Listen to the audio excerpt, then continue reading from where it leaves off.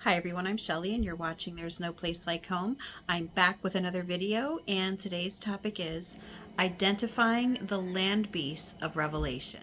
Okay, so we are moving right along in this book discussion for On Times, Re-Examining the End Times by John Paul Miles. I am using the second edition, which is a little different than the first edition. I've had some comments from people asking me about that. If you have the second edition, then when I tell you what pages I'm on, that will sync up. But if you have one of the other editions, I don't know. I know there was a first edition and then there was one in between that was kind of different, but I don't know if that one was ever actually published and for sale. But if you are noticing some discrepancies, that's why. It's because I have the second edition and you likely have the first edition. But anyway, today we are on chapter 18, The Land Beast. Now, this one is going to be really, really interesting, because John Paul has a different perspective on the land beast than many of the people that I have read about this from. It doesn't make him wrong for sure, but and the thing is that this was actually the first book on full preterism that I read, but I think that when I read through it, that wasn't one of the things that was really on my mind as I was reading it. So I didn't probably pay that much attention to the identity of these people at the time that I was reading it, because I was more focused on, what does the new heavens and the new earth mean then? What does it mean? No more death. Those were the things I was focused on. And so this section, I just didn't absorb as well as I might have if I really would have been, super interested in this at that time. But for now, the difference that I'm going to say is that John Paul, and again, I believe that he has the same point of view as David Chilton, who wrote Days of Vengeance, which is a huge exposition of the book of Revelation.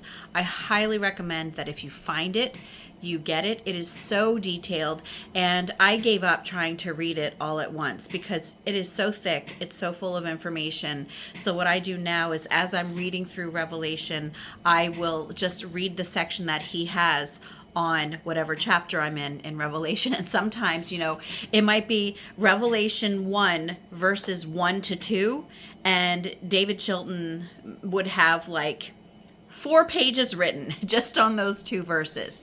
So yeah, that's why it probably isn't something that you would want to read like from the page 1 all the way through to the end. I think it's better as a reference, but I mean, if you like to read stuff like that. Anyway, David Chilton, I believe, does have the same point of view as John Paul. That was my point. That's just me, squirrel. That happens to me every once in a while. Now, the other point of view is that the land beast has something to do with Israel, because Israel is referred to as the land very often in Scripture, or earth in Scripture. And John Paul does share a very interesting explanation for this. He does acknowledge this in this chapter, and we'll get into that then. But typically, a lot of people believe that the land beast is Old Covenant leaders, or just Israel in general. So that's the difference. But as always, with all of the other chapters that I have shared so far, John Paul gives very detailed explanations for his perspective. So as I mentioned, in this book, this is examining the Flavian dynasty of Vespasian and Titus, who is the Roman Empire, as the land beast. So let's start out reading Revelation 13, verses 11 to 15. I saw another beast coming up out of the earth. He had 2 horns like a lamb, and he spoke like a dragon. He exercises all the authority of the first beast in his presence. He makes the earth and those who dwell in it to worship the first beast, whose fatal wound was healed. He performs great signs, even making fire come down out of the sky to the earth in the sight of people. He deceives my own people who dwell on the earth because of the signs he was granted to do in front of the beast, saying to those who dwell on the earth that they should make an image to the beast who had the sword wound and lived.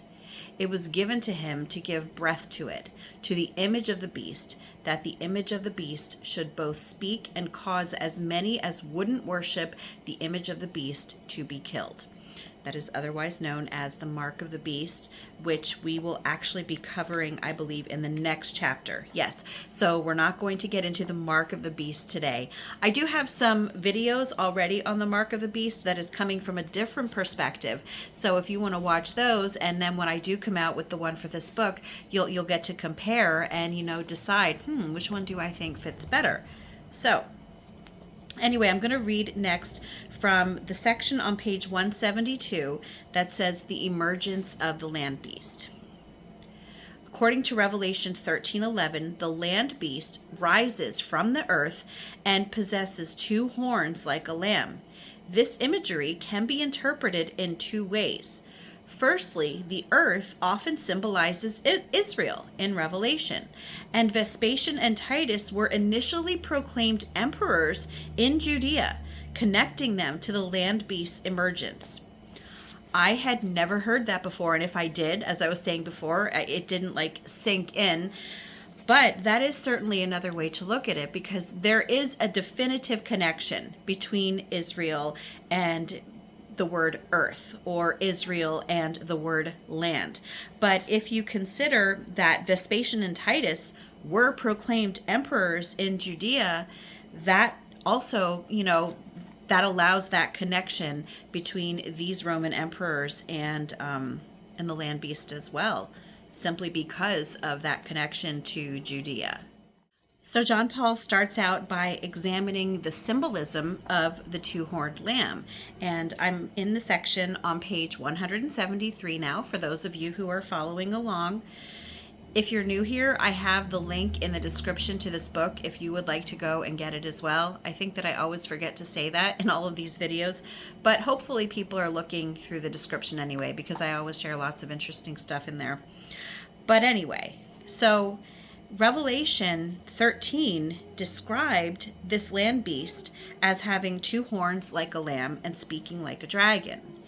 And so if we are coming from the perspective, and I'm just going to share this really quickly, coming from the perspective of the land beast as being more associated with Israel, sometimes you may hear people refer to the 2 horns as Israel and Judah, or sometimes as Judah and Benjamin. There may even be other, explanations for it, but those are the ones that I've heard so far. But John Paul, and this is interesting, John Paul believes that this actually symbolizes the joint rulership of Vespasian and Titus as Caesars. They were actually co-Caesars. So according to John Paul, they shared power, authority, and even bore the same name, Titus Flavius Vespasianus. I hope I said that right. I don't know if I did. But moving on, next, John Paul says in the section called Exercise of Authority, Revelation 13:12 states that the land beast exercises the authority of the first beast, compelling people to worship both the first beast and an image of the first beast. Furthermore, it grants life to the image of the beast, enabling it to speak and causing harm to those who refuse to worship it. That's from Revelation 13:15. Vespasian and Titus held the power and authority of Rome, commanding reverence and loyalty. The Roman legions worshipped the images of Caesar and Rome displayed on their flags and ensigns. And if you watch the video about the sea beast, John Paul did share that there were many of the Caesars who demanded to be worshipped as gods, and Titus was one of them. According to a historical account by Josephus, who, if you have never heard of Josephus, he was a Jewish historian. He was actually alive during this time period. He was a general in Jerusalem, I believe appointed by the Zealots, and he eventually defected to the Romans, but he was there in Jerusalem as this siege on Jerusalem was happening. And so many times in this book, we will share his actual eyewitness account, because his writings are well respected by many scholars, both secular and, biblical scholars. And as an eyewitness, that's important, when it comes to testimony, to establishing testimony. But anyway, so according to Josephus, he actually confirmed that Romans worshipped and offered sacrifices to these images in the temple. In the Jewish temple after the war, these Romans were offering sacrifices to the images of these Caesars.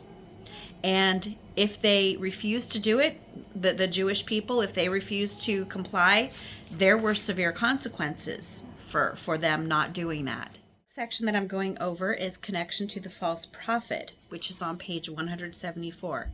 And this was very useful for me because I know that as someone who I've read through Revelation several times, and it's not an easy book to read through. So for people who will say, oh, that's super easy, I have it all figured out, I don't know that I would believe them. The book of Revelation, especially someone from our time period trying to read it with the symbolism that may have been very well known in the time period of John when he wrote it, not so much for us.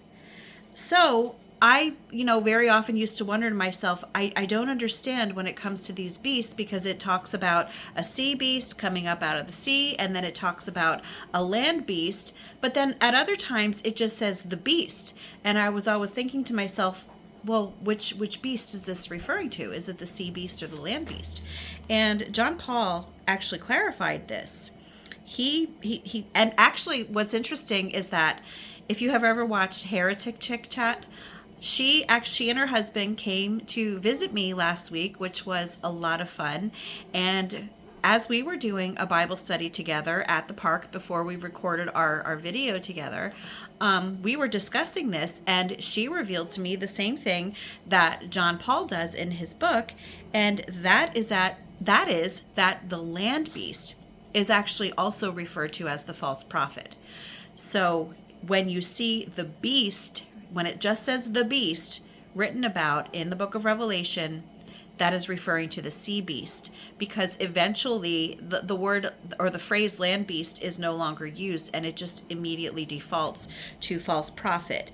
And there are characteristics that are attributed to both the land beast and the false prophet that helps you to decipher that. So I'm going to read from page 174. It says, this correlation becomes apparent when comparing Revelation 13:14 and 19:20.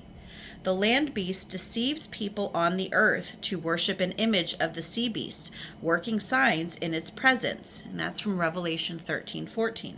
Similarly, the false prophet works signs in the presence of the sea beast, deceiving those who worship the image of the sea beast and receive its mark. And that is Revelation 19:20. Then further down on page 175, it says the similarities in language and roles between the land beast and the false prophet, the absence of further mention of the land beast, and the introduction of the false prophet without prior reference to such a character strongly suggests their identity as one and the same. So, and then John Paul goes on to say that the land beast, as we said, can be identified as the false prophet, and he believes that that is a role that Vespasian fulfills. And that is another good point, that there's never an introduction to the false prophet. It is, the false prophet is suddenly there. So it would make sense that the false prophet is referred to as something else. And this is something that happens throughout the book of Revelation. We have the city of Jerusalem being called Sodom. It's called Egypt. It's called Babylon. So this substitution, I always have one of my animals in my videos, like, being distracting. And this time it's my son's cat. She's usually upstairs, but for some reason she's down here with me today. Luna, shh. Yes, if you've heard me call my dog Luna, the cat's name is also Luna.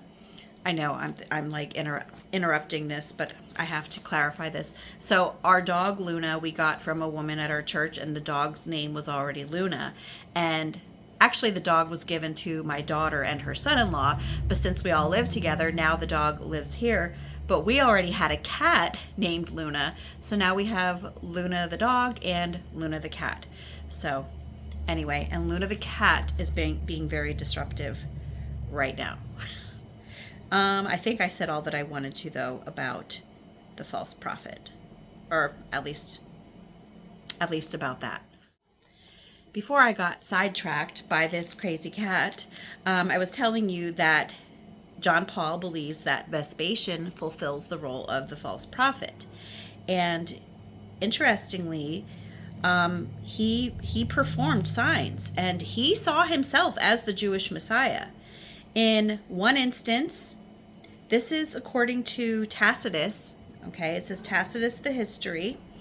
It says that he spat on a blind man and restored his sight. In another, he stomped on a man's diseased, withered hand, which restored it. And that's also from Tacitus. Both of those accounts are written by the historian Tacitus. I believe he was a Roman historian. So you have to wonder if he was a Roman historian. I could be wrong. Was it kind of tainted, when he wrote that, because he was trying to make Vespasian look like a god, because these Caesars all made themselves look like gods? That's just the way that my brain is going, is did that really happen? Can we believe what Tacitus said? It may have, but I get suspicious about things like that. Anyway, then his reign was actually preceded by other omens and false signs. And on page 175, it says, Cassius Dio said a comet was seen. The moon suffered 2 eclipses in the same week. And again, this is preceding his reign. Okay, so the moon suffered 2 eclipses in the same week. 2 suns, one weak and one strong, were in the sky at once. That sounds like something that a lot of people see nowadays, doesn't it? Giant footprints were seen in the Capitol, and the temple of Jupiter opened itself, causing its guards to faint out of fear. Tacitus wrote of other miracles, such as an apparition of superhuman size suddenly emerging from the chapel of Juno. On a sunny, windless day, the statue of Julius Caesar turned around to face east instead of west, symbolizing how Vespasian, who was in Judea to the east, would supplant Vitellius from the west. An ox spoke, there were strange animal births, and numerous other signs and wonders occurred. Again, this is all from Tacitus. These signs were interpreted favorably for Vespasian's claim to the throne and helped him win the allegiance of the Roman Empire. Next, I want to read to you Revelation 16, verses 12 to 16. Then the 6th angel poured out his bowl on the great Euphrates River, and it dried up so that the kings from the east could march their armies toward the west without hindrance. And I saw 3 evil spirits that looked like frogs leap from the mouths of the dragon, the beast, and the false prophet. They are demonic spirits who work miracles and go out to all the rulers of the world to gather them for battle against the Lord on that great judgment day of God the Almighty. Look, I will come as unexpectedly as a thief. Blessed are all who are watching for me, who keep their clothing ready so they will not have to walk around naked and ashamed. And the demonic spirits gathered all the rulers and their armies to a place with the Hebrew name Armageddon. I'm going to get my son to go get his cat, because she's driving me nuts. With that in mind, I want to share with you that after the signs that I just told you about that were recorded by the historian Tacitus, Vespasian commanded Roman armies to gather for the war against Jerusalem, and these armies converged at what historians believe was Armageddon, or the mountain of Megiddo, or Mount Carmel, before they went on to Jerusalem. Next, in this next section, it's the fire from heaven. That's the section that I'm on page 177. So in Revelation 13:13, which I read to you earlier, the land beast is described as bringing fire down from heaven. And interestingly, there are historical accounts that there was literally fire raining down on the inhabitants of Jerusalem that was sent their way, let's just say, by the Roman armies. And John Paul says historical accounts reveal that the Roman armies used fiery projectiles during the siege of Jerusalem, mirroring this symbolic description. And then he said that Josephus described these stones best in a similar siege at Jotapata, saying, and these are the words of Josephus, "At the same time, such engines as were intended for that purpose threw at once lances upon them with a great noise, and stones of the weight of a talent were thrown by the engines that were prepared for that purpose, together with fire, and a vast multitude of arrows, which made the wall so dangerous that the Jews durst not only come upon it, but durst not come to those parts within the walls which were reached by the engines." The next section, and actually I don't want to just stop there, because that certainly would account for fire raining down from heaven, wouldn't it? The next section is called Fate of the False Prophet, and this is on page 177. And this goes on to say that the false prophet is captured, and according to Revelation 19:20, is eventually thrown into the lake of fire, and that symbolizes divine punishment. Now, according to John Paul, Vespasian got sick and died after seeing a falling star in 79 AD. And then that date, if you have been watching my other videos, that might sound familiar to you, because 79 AD was the year that Mount Vesuvius erupted. And in John Paul's perspective, Mount Vesuvius is what the lake of fire may have been referring to. And actually, after Vespasian got sick and died, 2 months later was when that Mount Vesuvius erupted, and it covered 2 cities of Rome in a lake of fire. And then Titus, he died suddenly of a fever just 2 years later. And it says, after thunder was heard from a clear sky. So basically what we talked about today is that the land beast may have been the Roman Empire under the Flavian dynasty, particularly Vespasian and Titus. It seems like Vespasian had a larger role in this, but Titus, definitely would have played a part as well. And that's just my opinion from what I've been reading here. But John Paul says on page 178, the land beast's emergence from the earth, the symbolism of the two-horned lamb, the exercise of authority, the connection to the false prophet, the signs and miracles performed by Vespasian, the assembly of armies, the fire from heaven, and the ultimate fate of the false prophet collectively provide a compelling case for this connection. And as he shared here, it seems, according to this perspective, that, and I don't think that anyone would really argue with this, is that first century Rome and apostate Jerusalem, they were the primary villains in the book of Revelation. I think really the difference is, who you consider to be more of a villain.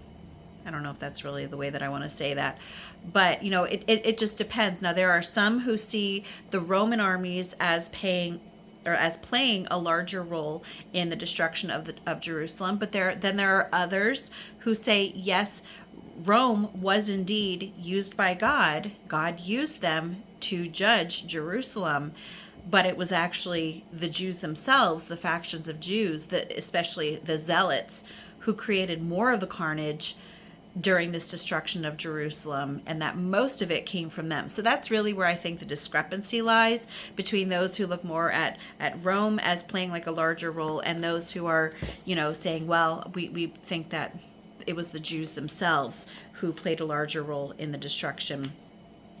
No matter what, it's certainly interesting to think about, to study.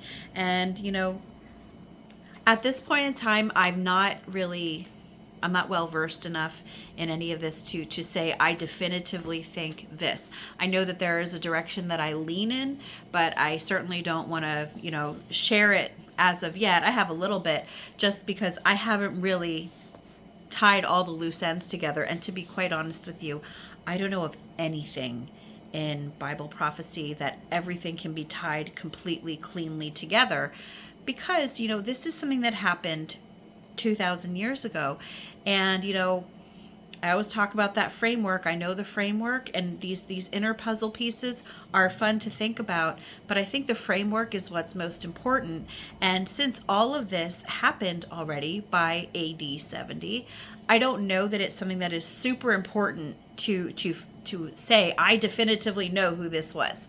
I just think that is something that will help us to understand the Bible, but I don't think that it's crucial to ever know exactly who this was referring to, but it's fun to think about. So I mentioned earlier that the next chapter is on the mark of the beast. So that is going to be another good one. I mean, I've been saying that for every chapter, but I really do enjoy this book. So I hope that you have been as well. But anyway, I think that's it. Yeah, that's it. That's all that I have for you today. If you like this video, give it a thumbs up. If you haven't subscribed and would like to hear more of what I have to say, I would love if you would do that. If you have any questions or comments, you can leave one down below.